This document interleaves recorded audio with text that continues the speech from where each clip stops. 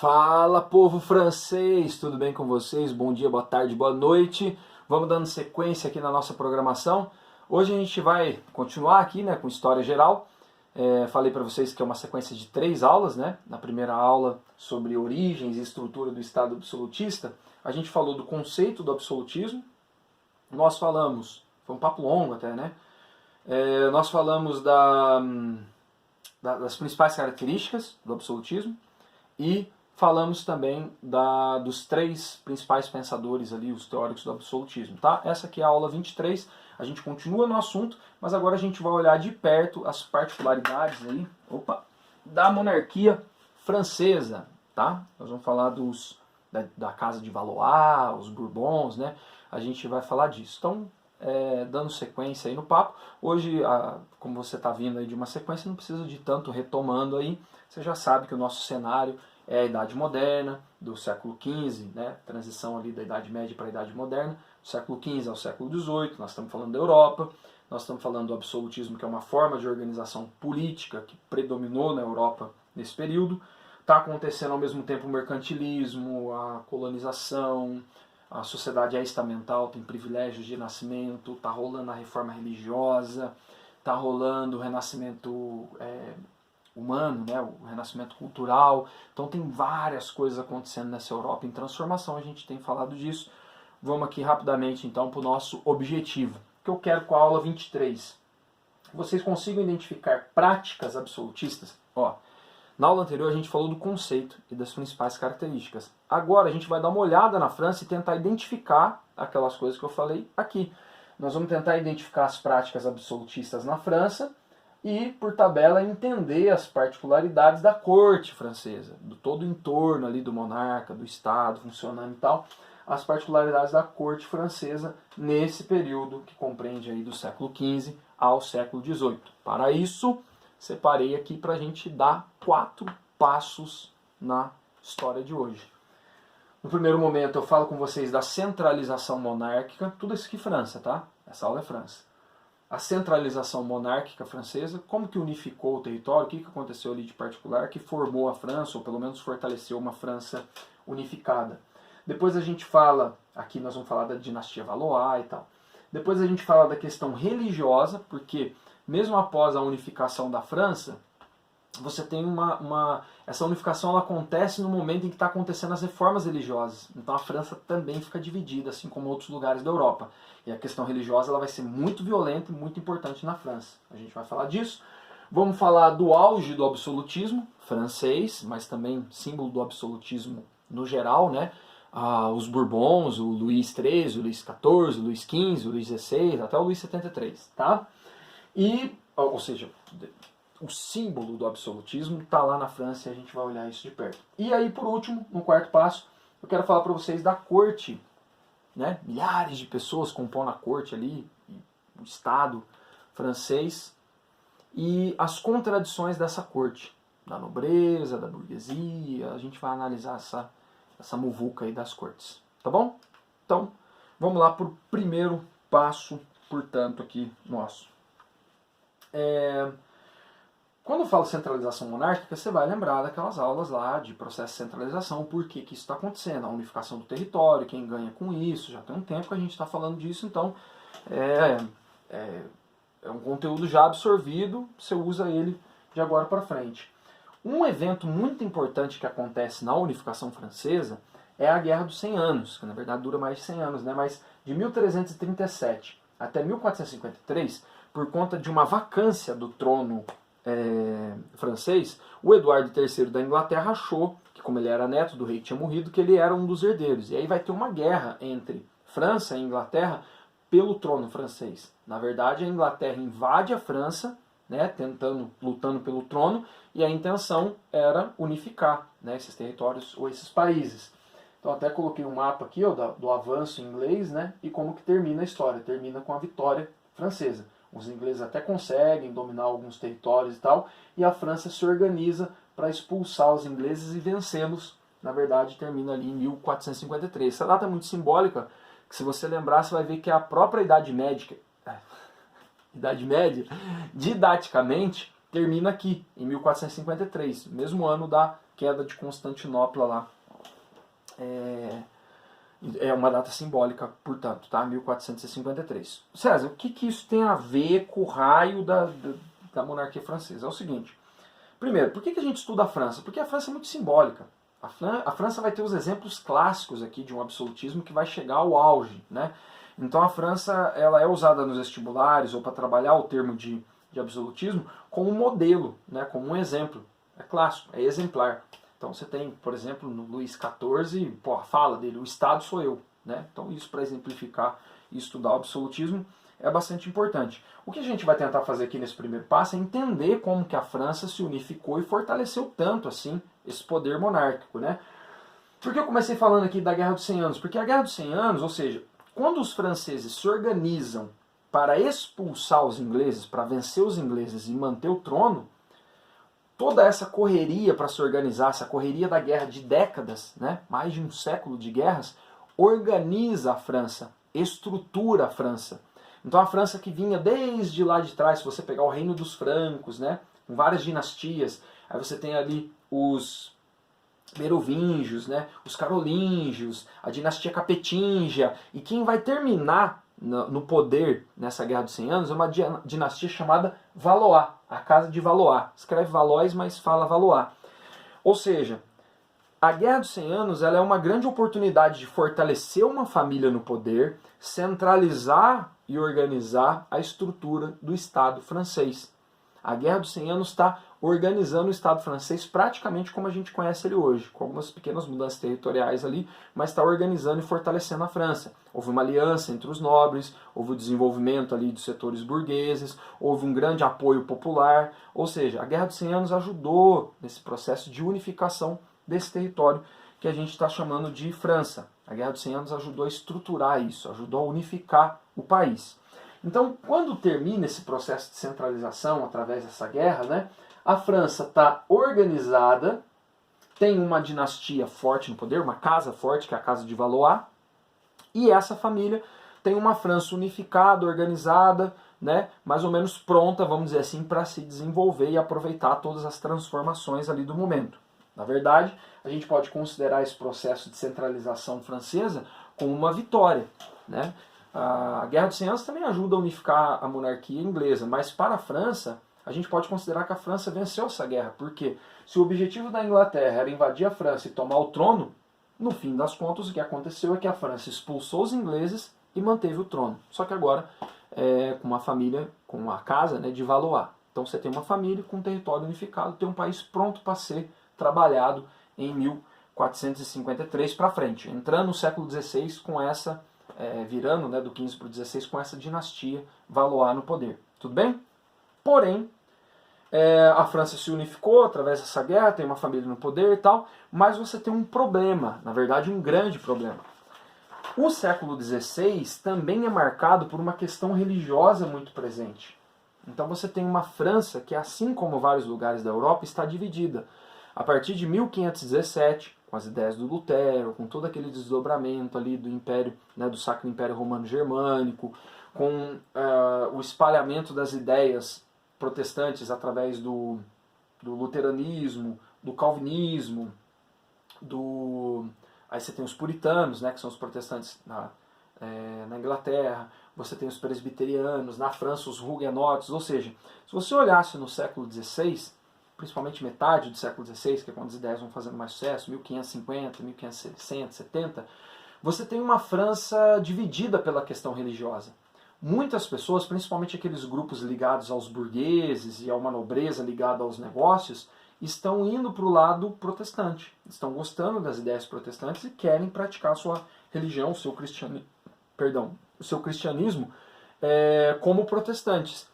Por outro lado, a religião oficial da França é o catolicismo. Desde o processo de unificação, aliás, há um bom tempo já, o catolicismo é a religião dos monarcas, é a religião oficial da França. E a França está dividida, chegar a ponto de o rei, por exemplo, Valois, o Carlos IX, determinar, ou seja, lidando com essa situação de uma França dividida pela questão religiosa, em 1572 você tem uma grande caça aos protestantes na França.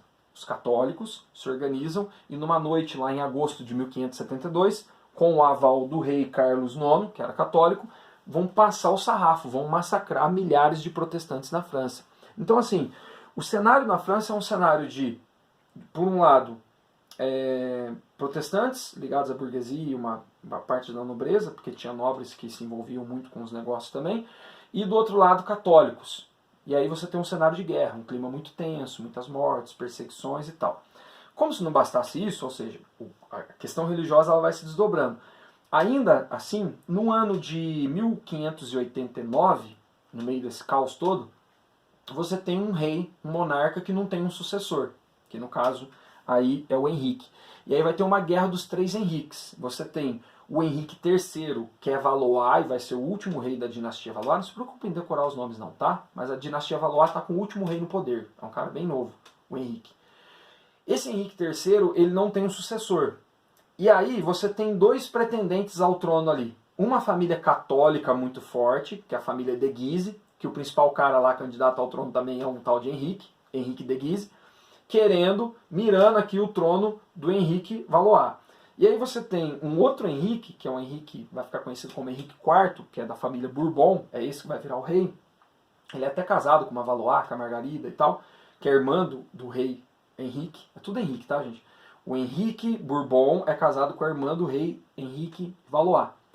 E aí você tem uma briga pela sucessão, porque o Henrique rei, o Valois, ele manda matar o Henrique de Guise.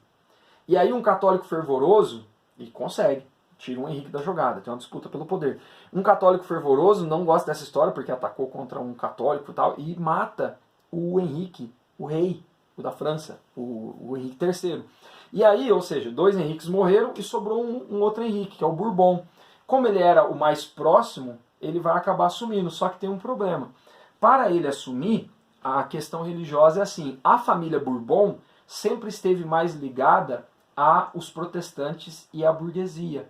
O próprio Henrique Bourbon, vai ficar conhecido como Henrique IV, ele é huguenote, ele é protestante.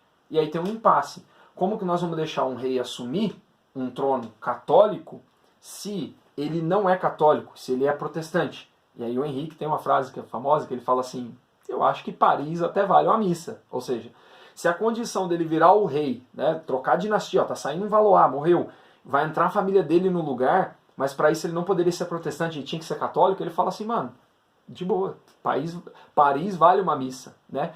E ele assume, como rei da França, se converte ao catolicismo, assume o catolicismo como religião oficial da França, só que, como ele tinha ligação com os protestantes, com os huguenotes na França, o que ele faz?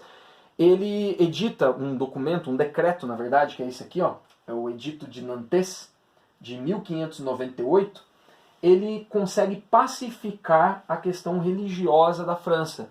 Porque mesmo ele sendo um rei que saiu dos protestantes e foi agora para o catolicismo, ele tem uma visão do mundo protestante diferente. Então ele edita esse documento, esse decreto, permitindo que os protestantes realizem dentro da França os seus cultos e a sua fé. Esse Edito de Nantes dá tolerância religiosa, da liberdade religiosa para os protestantes não serem mais perseguidos, pelo menos não como uma política de Estado.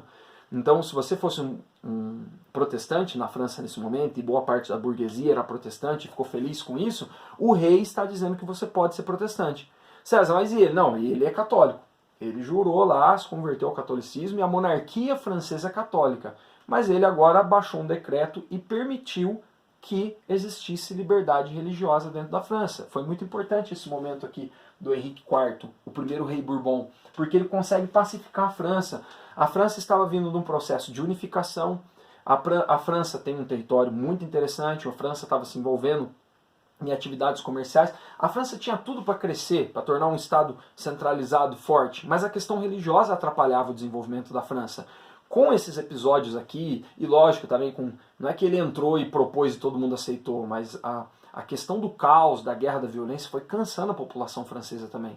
As pessoas eram perseguidas, eram mortas por isso. Então aceitaram ali um acordo de pacificação, onde o catolicismo continuaria sendo a religião oficial da França, mas os protestantes teriam liberdade de culto dentro da França, não seriam perseguidos por isso. Lembro, pelo menos não como política oficial.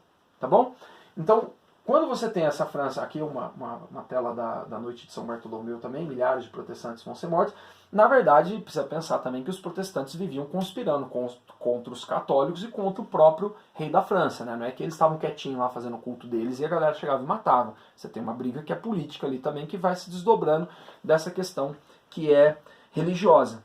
Tudo bem? Então, olha só o que aconteceu. Você tem uma nova dinastia no poder, que é a família Bourbon, também vai ser uma família forte, muito ligada aos burgueses, mas também agradou os nobres aqui, fez o jogo, fez o meio de campo, pacificou a França, resolveu a questão religiosa, pelo menos por enquanto, ou seja, a França está pronta para crescer, e ela vai crescer, e ela vai se desenvolver. E aí a gente vai para o terceiro passo aqui do nosso rolê. O problema foi resolvido, né? Agora vai. Com a dinastia Bourbon, agora a França vai acontecer. Eu coloquei aqui o auge do absolutismo francês, e alguns caras para a gente analisar. A dinastia no poder, a casa no poder, é Bourbon. Então você tem uma França unificada agora, a partir da virada do século XVI para o XVII, e uma França pacificada entre os protestantes, entre os católicos, a nobreza e a burguesia. E um cara que vai se beneficiar muito dessa França organizada, unificada e pacificada é esse aqui, ó, o Luís XIII. O Luís XIII Bourbon. Ele tem uma política mercantilista muito forte, ou seja, já é um Estado centralizador, já é um Estado que se envolve bastante na economia. O primeiro-ministro dele é esse senhor aqui, o cardeal Richelieu, um cara da igreja católica, mas ele é o primeiro-ministro. A França, nesse momento, tem várias guerras, né? Uma guerra importante é a Guerra dos 30 Anos, uma guerra contra os Habsburgos, né? Que impede a expansão dos Habsburgos ali na Europa, ganha território dos Habsburgos no final desses 30 anos de guerra aqui, guerra religiosa, inclusive, né? Os territórios ali, por exemplo, da Alsácia, da Lorena, algumas colônias, até na Ásia, na América, a França está expandindo. Aí vem todo aquele contexto das aulas de mercantilismo, colônia, ter uma frota marítima importante, o Estado participando ativamente disso, protegendo a burguesia, dando cargo para a nobreza, usando a igreja para legitimar o poder, né? Então põe tudo isso no contexto, ó, navegações, comércio, começam a surgir as manufaturas francesas, já que tem um diálogo bom aí com a burguesia encontra espaço para se desenvolver também. Ao mesmo tempo, esse desenvolvimento econômico vai se traduzindo na arrecadação de impostos, e com impostos você consegue um exército cada vez mais forte, né? E você tem uma França toda organizada, então, vamos dizer assim, está começando aquele momento, assim, no auge do absolutismo francês. A França do começo do século XVII aqui está poderosíssima. Uma das formas que eu coloquei aqui, o último tópico, é como que o Estado francês arrecada dinheiro. Em momentos de crise, ou para engordar os caixas, o cofre, né, do Estado, já aqui no governo do Luís XIII, você tem, já era uma prática, já tinha sido notada em outros momentos, mas principalmente a partir daqui, a tal da ideia, a nobreza togada. O que seria uma nobreza togada? Imagina que você é uma família de burguês na França desse momento. A França está organizada, a França está centralizada, a França está unificada, o Estado está participando ativamente da economia, protegendo a classe burguesa, sendo legitimado pela igreja, protegendo e privilegiando os nobres também, ou seja, a França está voando. Mas é muito importante, ou ainda é uma questão de distinção social, o título de nobre. Você pode até ser de uma família importante, você pode até estar ganhando dinheiro no momento, você pode até estar acumulando algum tipo de poder econômico, mas você não tem um nome, você não tem um título. Então existe uma prática aqui que é feita, que o Estado francês, para engordar os caixas e começar a fazer algumas alianças com grupos burgueses e tal, começam a vender títulos de nobreza. Lembra numa aula de Brasil a gente falou isso? O Dom João fez isso aqui no Brasil, né? Vende o título de nobreza, você não nasceu nobre, mas você pode comprar. Põe uma tabela de preço lá, você compra um título de nobre. Preste atenção nisso aqui, que isso aqui vai ser muito importante para o desdobramento lá da ideia da revolução que vem na sequência. Nobreza togada. Você é burguês, perdão, e aí você pode comprar um título de nobreza. O Estado ganha, porque arrecada dinheiro com isso. Você é uma família importante, você quer um título, ele pega teu dinheiro e te dá um título. Para o Estado é de boa. Mas daqui a pouco isso aqui vai ter um desdobramento importante na sequência da nossa aula, tá? Então você tem uma França organizada, dinastia Bourbon, a França tá indo bem. Venceu uma guerra importante, que é a Guerra dos 30 Anos, né? Conquistou territórios, esse território da Alsácia e da Lorena, e isso aí vai dar pano para manga aí no século XIX, século XX, vai envolver até o Hitler lá na frente, tá? Guarda essa informação aí, pra gente vai ser importante lá. Ainda sobre o auge do absolutismo francês, a gente não pode deixar de falar do Luís XIV, ou seja, depois do Luís XIII, tem um período ali que ele é menor de idade, mas logo na sequência já vem o Luís XIV. Também da família Bourbon, essa família Bourbon, só para você lembrar, é aquela que vai perder a cabeça na Revolução Francesa, depois vai ser restaurada e tal. A vida do Luís XIV, 1661-1715. O que acontece com o Luís XIV? Por que ele é símbolo do absolutismo francês? Essa França que está toda organizada no século XVII, virando do XVI para o XVII, mas sobretudo do XVII, essa França com um exército forte, com vitórias militares, com marinha forte, com manufatura, com a burguesia se desenvolvendo, com liberdade religiosa, unificada, pacificada, com territórios novos, com um exército forte, cobrança de impostos, vendendo título, nobreza togada, enfim. Essa França, ela é herdada pelo Luís XIV. Ele herda uma França muito forte. Não foi ele que construiu isso. Na verdade, depois ele meteu o louco para gastar e fez umas guerras erradas. Ele é o símbolo do absolutismo, né? A personificação do absolutismo, junto com o seu primeiro-ministro aqui, o Jacques Colbert, que dá continuidade àquela política mercantilista, né? Todo aquele processo, junto com o seu primeiro-ministro, essa prática de protecionismo francês, ou essa intervenção do Estado na economia francesa é conhecida como colbertismo. Se um dia você lê em algum lugar escrito colbertismo, é por conta desse cara aqui. Ou seja, é o cara que está fazendo ali, se intrometendo nos negócios, né, ou fazendo a economia, está muito atrelada às questões do Estado. Não teve uma coisa parecida também com o Brasil, lá com Portugal, com o Marquês de Pombal? É a mesma coisa que está acontecendo aqui. Você tem algumas práticas aí que vão se modernizando e tal, melhorando a eficiência do Estado, mas ainda práticas mercantilistas, né? Ou com práticas protecionistas. O Estado participa ativamente da economia, né? Mexe nas tarifas, proíbe, decreta, banca navegações, conquista territórios, estabelece pactos e acordos e tal. O grande símbolo desse auge, moçada, do auge do absolutismo francês, com certeza é Versalhes. Versalhes é emblemático, né, nesse desenvolvimento do absolutismo francês, porque a construção de Versalhes ela é muito demorada, ela gasta bastante, tem um luxo absurdo em Versalhes. Você que fica indo para Disney toda hora e vai para a França, vai lá conhecer Versalhes. E por conta dessa simbologia de milhares de pessoas vivendo naquele luxo, de uma França toda poderosa, vai chegar ao ponto de uma frase ser atribuída ao Luís XIV, polêmica até, mas foi atribuída a ele, de que, questionado sobre o que seria o Estado e tal, ele teria respondido: o Estado sou eu sou o Estado.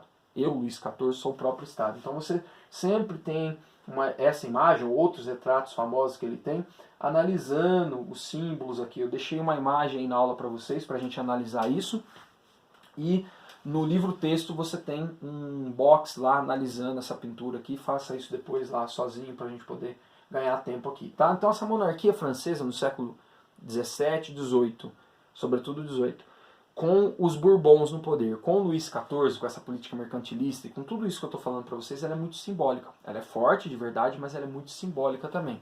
É em torno dessa ideia de Versalhes, de todo aquele luxo lá que vai sendo construído, toda essa áurea, né? O culto, a imagem. Normalmente aparece também o Luís XIV como um cara que valorizou muito esse culto à imagem dele, né? Então tem o rosto dele no portão de Versalhes, né? Você tem um culto à imagem dele muito grande, assim, uma pompa muito grande, que ajuda a gente a ter isso como o simbolismo do absolutismo francês. E aí, para finalizar, para ficar dentro do tempo dessa aula, você tem a questão, ainda no governo do Luís XIV, mas continuando aqui, a questão da corte e as suas contradições. Ou seja, Versalhes é um desbunde. Versalhes é um desbunde, custa caríssimo, assim, e passa a ser modelo para outros lugares, né?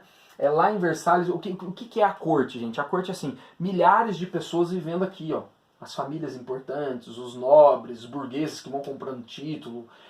Você tem milhares de pessoas vivendo ali, próximo de Paris, alguns quilômetros de Paris, né? Um pouco afastado. Você tem milhares de pessoas vivendo nessa corte, comendo do bom e do melhor, fazendo banquete, tendo aulas e tal, e desenvolvendo um tipo muito peculiar de viver, com costumes, roupas, né? Trajes, talheres, música. Existe um hábito ali que cria toda uma etiqueta dessa sociedade francesa na corte. Ali você tem vários cargos, várias funções, salários altíssimos, vários cabides de emprego, né? Os nobres com todo o seu aparato ali de estrutura, né? Assim, a estrutura de comida, de roupa, de coisas caras que vêm de vários lugares do mundo, portões de ouro, sabe? Coisa assim, absurdo. O luxo de Versalhes é absurdo.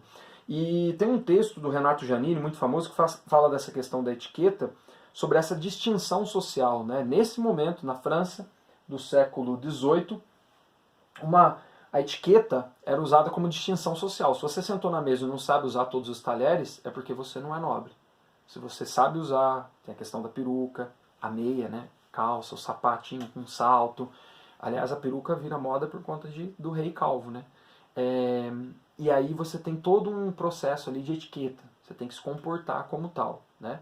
E às vezes você tem até dinheiro, mas não sabe se comportar como nobre, então isso era uma questão de distinção social entre eles. Pois bem, Versalhes é inacreditável e serve de modelos, inclusive para outras cortes que vão tentar imitar, porque é o auge do processo e tal. Agora, para ir finalizando, tem uma questão aí que é fundamental, que é assim, se liga na história, se liga na ideia.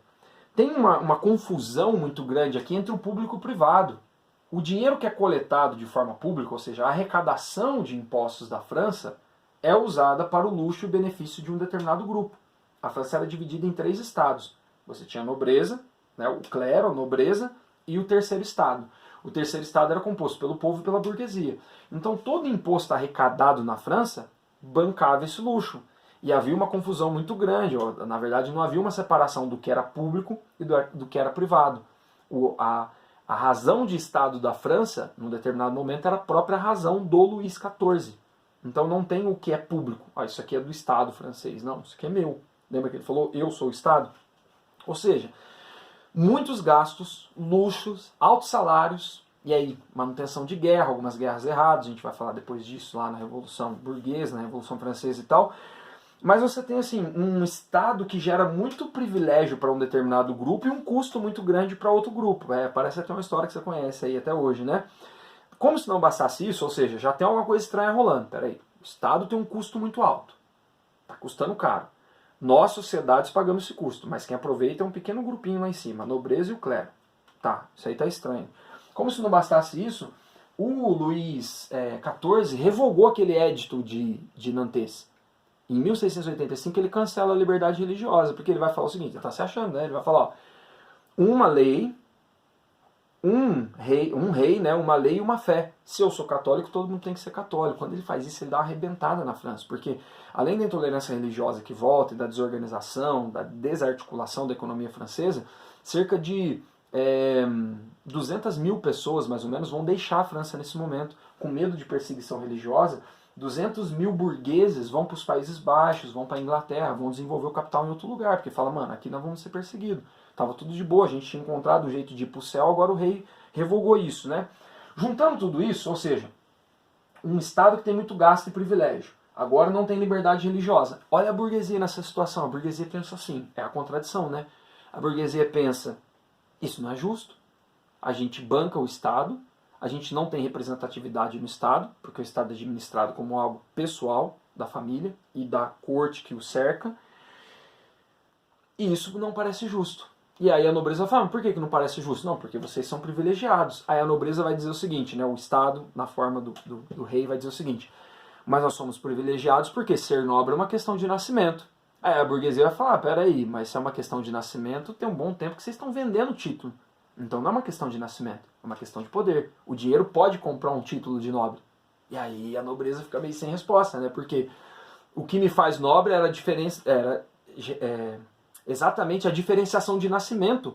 Mas se o próprio Estado francês vende um título de nobre, onde está essa diferenciação? No meu bolso, no meu dinheiro. Então quer dizer que o meu dinheiro é importante, né? E a burguesia começa a questionar. Então peraí, então o nosso dinheiro é importante, a gente compõe a arrecadação do Estado, vocês gastam do jeito que vocês querem, com esse luxo que vocês têm, falando que vocês são privilegiados porque é uma questão de nascimento, mas isso não parece justo. E aí a burguesia vai preparar, para a aula de Revolução Burguesa, né, a questão do parece justo isso? A burguesia não vai aceitar, vai querer participar também. E a burguesia vai tomar o poder.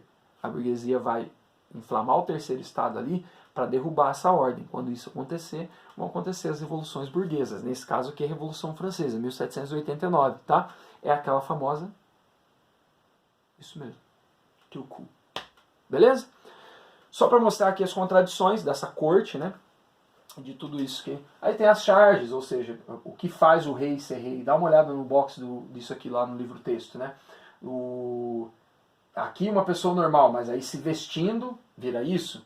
Ou essa aqui que é muito famosa na época da Revolução Francesa, a gente vai voltar nessa. O terceiro estado aqui, coitado, ó, se ferrando, carregando o primeiro e o segundo estado aqui em cima, estado de privilégio, isso vai ser questionado e vai ser derrubado. Moçada, 2 filmes aí pra vocês, rapidinho, as imagens estão aí, ó. Mas a Maria Antonieta, da Sofia Coppola, assim, não é exatamente daqui do absolutismo do Luís XIV, tá?